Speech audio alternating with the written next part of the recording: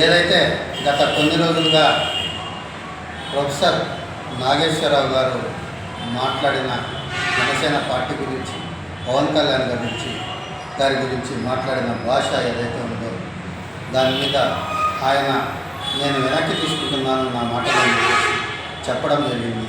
ఆ తర్వాత జరిగిన పరిణామాలు ఎవరైతే కాంగ్రెస్ ఎమ్మెల్యేలు అనిరుద్ధ్ రెడ్డి అయితేనేమి, మధ్యల శామ్యుల్ అయితేనేమి, వాళ్ళు మాట్లాడిన భాష అయితేనేమి, అలాగే మీడియా ముసుగులో వచ్చిన యూట్యూబ్ ఛానళ్ళల్లో ఎందుకు పనికిరాని చెత్త వెధవలు, అలాగే కొద్దిమందిని అనామకులను తీసుకొచ్చి మీడియా ముసుగులో ప్రెస్ క్లబ్లో మాట్లాడించడం అనేది, అలాగే కొంతమంది ప్రాంతీయ విద్వేషాలను రెచ్చగొడుతూ మాట్లాడడాన్ని కదిరి జనసేన పార్టీ తరఫున తీవ్రంగా ఖండిస్తున్నాం.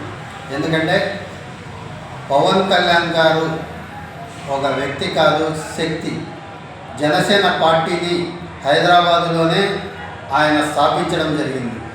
అదే తెలంగాణ గడ్డ మీదే జనసేన పార్టీ స్థాపన కూడా జరిగింది. అలాగే తెలంగాణ కోసం ఆయన మారుమూల గిరిజన తాండాలలో రోడ్లు వేపించడం జరిగింది. తర్వాత తెలంగాణలో ఎక్కడో ఆదిలాబాద్ జిల్లాలో నీళ్లు లేని చోట నీళ్ళు ఇవ్వడం జరిగింది. అలాగే అక్కడ తెలంగాణలో నల్లమల ఫారెస్ట్లో, తెలంగాణకు ఆంధ్రాకు సంబంధించి నల్లమల ఫారెస్ట్లో బాక్సైట్ గనులు తవ్వుతున్నారు అని చెప్పి దాని మీద కూడా పోరాటం చేయడం జరిగింది. తెలంగాణ కోసం ఆయన సర్వశక్తులు కొట్టి పోరాడిన వ్యక్తి. ఈరోజు ఆయనకు నేషన్ లీడర్ అయిన జాతీయ నాయకుడు, అలాంటి వ్యక్తిని, అలాంటి భావాలు కలిగిన వ్యక్తిని, అలాగే మా జనసేన పార్టీలో ప్రాంతీయవాదాన్ని విస్మరించని జాతీయవాదం అని చెప్పేసి మా మూల సిద్ధాంతం ఏదైతే ఉందో అలాంటి మూల సిద్ధాంతం ప్రకారం పనిచేసే వ్యక్తి ఆయనకు ప్రాంతీయవాదాన్ని కట్టబెడుతూ కొంతమంది కుహనా మేధావులు, కుహనా లౌకికవాదులు, కుహనా ప్రాంతీయవాదులు, అలాగే జర్నలిస్ట్ అనే ముసుగు తొడుక్కునే పబ్బం కొట్టుకునే వాళ్ళు ఆయన మీద విద్వేషాలు రెచ్చగొట్టడం, ప్రాంతీయవాదాన్ని రెచ్చగొట్టడాన్ని కదిరి జనసేన పార్టీ తరఫున తీవ్రంగా ఖండిస్తుంది. ఎందుకంటే మెగా ఫ్యామిలీ ఎప్పుడు తెలంగాణకు ఏ విధంగా ప్రకృతి విపత్తులు సంభవించినా అలాంటి టైంలో మెగా ఫ్యామిలీ తరఫున నుంచి మొట్టమొదటి చెక్కు డొనేషను వచ్చేది మెగా ఫ్యామిలీ నుంచి.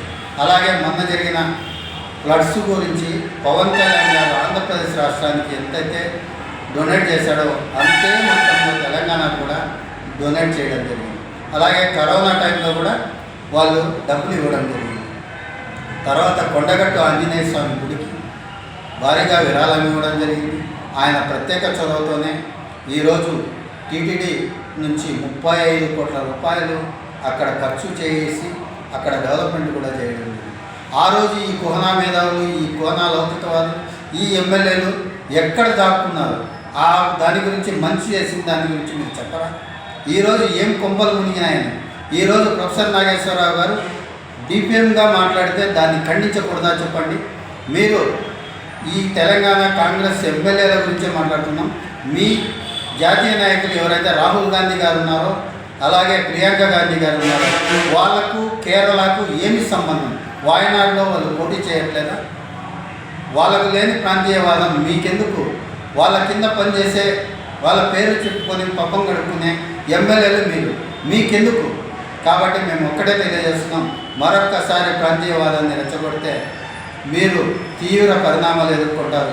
ఈరోజు హైదరాబాద్ నగరం, కాస్మోపాలిటన్ నగరం, ఆంధ్ర ప్రజల కష్టము ఉంది, తెలంగాణ ప్రజల కష్టము ఉంది, అలాగే దేశ ప్రజలు, ప్రపంచ ప్రజల కష్టము ఉంది.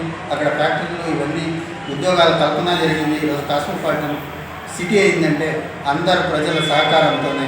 మీ కేవలం తెలంగాణవాదం ఉచ్చరించే వాళ్ళకు సహకారం కాదు. మీరు తెలంగాణను ఏ విధంగా, ఆంధ్రప్రదేశ్ని ఏ విధంగా మా పవన్ కళ్యాణ్ గారు డెవలప్మెంట్ చేయాలనుకుంటున్నారు, తెలంగాణను కూడా అదే విధంగా డెవలప్ చేయాలని ఆయన కంకణం కట్టుకున్నాడు. అలాగే అక్కడ కూడా స్థానిక సంస్థల ఎన్నికల్లో మా పార్టీ పోటీ చేసింది. ముందు కూడా అక్కడ కూడా మేము బెదకుంటాము. అలాగే దాన్ని నిరోధించడానికి మీరు రకరకాల విషయాలు వేస్తే కూడా మేము నిరోధించలేరు. కాబట్టి మీరు ఏవైతే మాటలు అన్నారో అవన్నీ ప్రాంతీయవాదాన్ని రెచ్చగొట్టే విధంగా మాట్లాడినారో అవన్నీ వెనక్కి తీసుకోవాలి. కదిరి జనసేన పార్టీ తరఫున